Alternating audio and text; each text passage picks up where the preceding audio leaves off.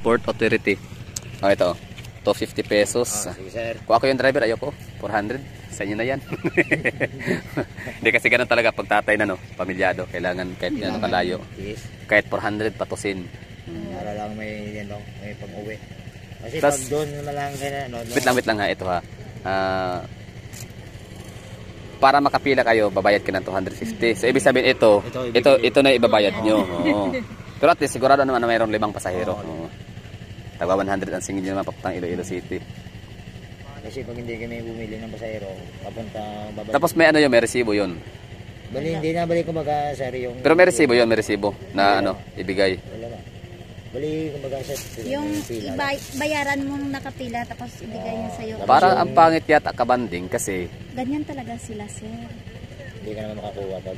Hindi kasi parang sa totoo lang, parang parang way of corruption yan kasi ang mga tao galing kung saan, Manila o Bacolod o kung saan sila nang galing na impyerno, na Espigno, parang gano'n, na planeta. Bababa lang sila dito, magkakapira sila ulit dahil sa mga pasahero. Kung gano'n pala, shout out sa mga mga nagbabalak na dumaan ng Dumangas, wag na kayo ditong dumaan kasi pagpipirahan lang pala kayo ng 250. Kahit taxi nga sir, bumibili ng Grabe naman, no. Wala tayong magawa sir, kasi kailangan naman natin. Kaya nun, 250. Sa inyo na yun, dapat, di ba? Pandagdag, tinayo nga sila kuya, di ba? Nakapagod ang buhay, tapos... Okay lang, yung mga entrance, mga toll gate, wala problema yung mga toll fee. Pero yung 250, para sa pasahero na 5 piraso, 500, di ba? Kasi mag-pick up ka dito ng pasahero na hindi mo bibili. Habulin ka ng bato pa punta doon. Wait lang, saan kayo magbabayad pala? Sa authority ng port o sa mga taga-barangay? Sa nakapila lang. Nakapila lang. Sa mga tricycle na nakapila dito? Doon ka magbabayad? Oo, tapos yung nakapila na una, doon naman yung sa huli. Siguro, kung kayo ay taga Iloilo siguro. Oo. Pero kapag mga taga rito lang, hindi pala? Hindi na, okay, ganun pala. No? Kahit taxi, kung pasok dito, bibili rin. Bibili rin. Kasi pag hindi bibili, habulin ng mga bato. Pero what if kung kung may kakilala naman kayo na susunduin, kunyari? Dito ka na sa loob. Ha? Dito ka sa loob. Kung susunduin lang, so ibig sabihin, Wala na si Tado. Ganito na lang pala, mas maganda pala dyan. Okay, number mo kuya. Number nyo. Ganito ha, shout out, di ko alam ha, kung kayo ay taga Maynila, basta kung sino ka man dyan na Tarpulano at saka Tarpulana na nanonood nito ngayon, tapos balak nyong pumunta ng kung saan man dito sa Iloilo City o kung saan, basta tapos wala kayong kakilala na susundo ho sa inyo, no, na taxi or tricycle. Ito, kontakin niyo sa kuya, 0912 sir. Wait lang, isulat na lang natin sa sa... Tanong tayo. Sige, ganito lang ha, huwag kayong magalit sa driver. Ako yung nag-react, ako yung hindi agree sa 250 para sa nito. Pero sa bagay, may point din naman pala sila kasi exclusive na talaga dapat ang pasahero ito na ihahatid sa Iloilo. Dapat kayo din mga taga Iloilo, pag may mga taga Dumangas pumuntang Iloilo, manangili kayo. Hindi, ganun din pag ginawa na doon. Ganun din. Sige, so okay pala, alert pala tayo doon, wala parang problema, walang issue. Kumbaga, parang logi nga naman, no, na ang mga taga Iloilo ay kikita pa ng mga taga Dumangas, Pero ganito na lang, kung kayo pupunta ng Iloilo City, tapos siyempre, di natin alam, no, na darating yung point na wala sa plano na dito kayo dadaong sa port ng Dumangas imbis na doon sa asan ngayon? Instansya, di ba? So pero dito kayo nakadaong kasi yun ang nabili yung ticket na availability sa Dumangas. I-contact niyo lang si Kuya. Nasa description box po yung natin yung ating number or sige 0912 sige 011 7714. Okay. Sige, pa ulitin? 0912 011 7714. Okay. Bale, ulitin pa natin isa pa. 0912 011 77 14. Ang pangalan niya ay Kuya Toto lang. Kuya Toto, no? So si Kuya Toto, kukontakin niyo siya para susunduin na kayo dito para sila. Ang babayaran nyo is magkano yan? Bali, ibig sabihin kuya, 500 pesos ang takbo nila pabalik sa Iloilo. Goods na yun, no?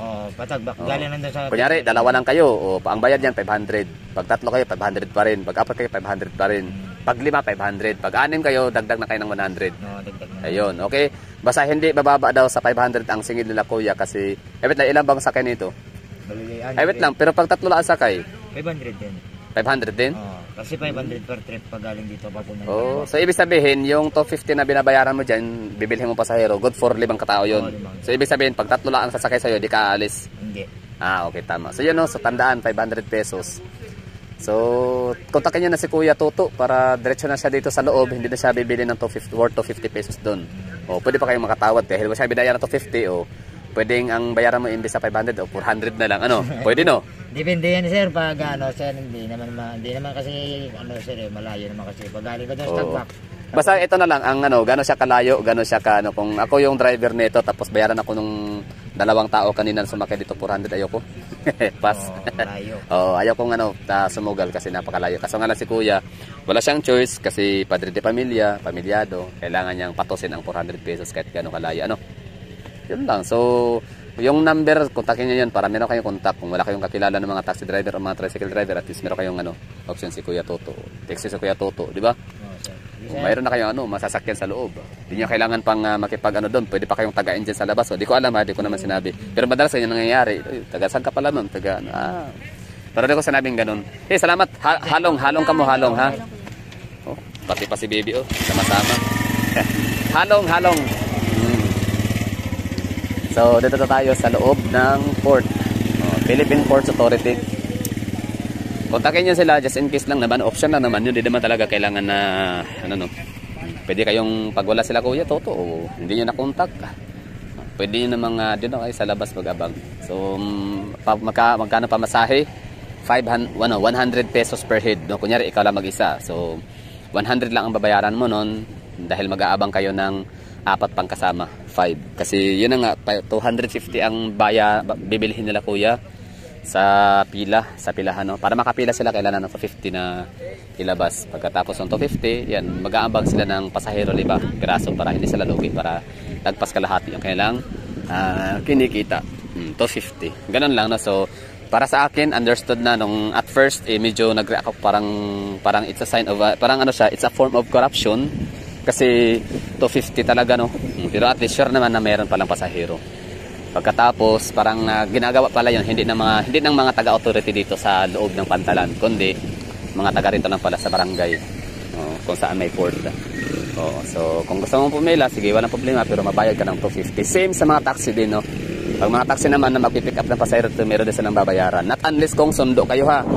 Sundo, ibig sabihin sundo ba yung kakilala, kamag-anak, kaibigan, lahat-lahat. So yan na may padaong na barko na. So ngayon, ang oras natin is alas 9:12. Gabi na talaga siya. Baka makarating tayo ng Bacolod City nito ngayon ay alas 12 or madaling araw na alauna alas 2. Depende, wala problema, di naman ako namamadali. Oo, adventure naman talaga ang aking sadya. Adventure, kasama na doon yung mawawala. Kasama na doon yung maliligaw. Ano yan? Dumaong sila dalawa? Sabay? Paalis. So, ito siya ay paalis. Ito naman ay padaong. Kaso parang bawal tayong pumunta doon. Baka masagasaan tayo ng barko. Yan. Maria Beatriz. Yun lang ha. Bali, welcome to Dumangas. Magkano nga ba ang pamasahe? From Dumangas Port papuntang Iloilo City sa tricycle lang tayo kasi yun lang ang nakukuha nating information. Magkano nga ba pamasahe Dumangas Port papuntang Iloilo City via tricycle? 100 pesos per head. Tapos kung papakyawin nyo 500 pesos. Kung 6 kayo 100 ang dagdag sa isa. Okay, so sana meron kayo natutunan kasi ako okay lang. Hindi siya ganun ka useful sa akin na information kasi hindi naman ako taga rito, hindi naman ako laging dito dadaong pero malay natin no. Baka mapapabalik ako sa lugar tapos dito ako makakadali, kukontakin ko na lang si Toto para papasundulan dito. Ayaw kong pumila kasi minsan din ako yung nasistress na makipag-deal sa labas sa mga mga tricyclean parang ganun. So yun lang, halong kamuda. Philippine Ports Authority of Dumangas. Parang gusto ko pa sanang mag-vlog sa labas kung ano nga bang meron doon mga paninda sa may mga tindahan pero wala nang oras. Ibig ko sabihin parang pagod na ba ako o gusto ko magpahinga o umupo na lang at gagawa ng mga kung ano-ano. So meron sila dito palang ATM, meron silang CR, meron silang kapihan or parang shops ng mga tindahan.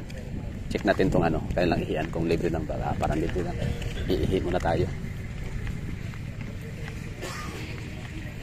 Okay, so yan lang. Maraming thank you. Tapos na yung content natin for today's video. Sana nagustuhan. Kung wala, walang magagawa. Kung hindi nagustuhan. Ingat!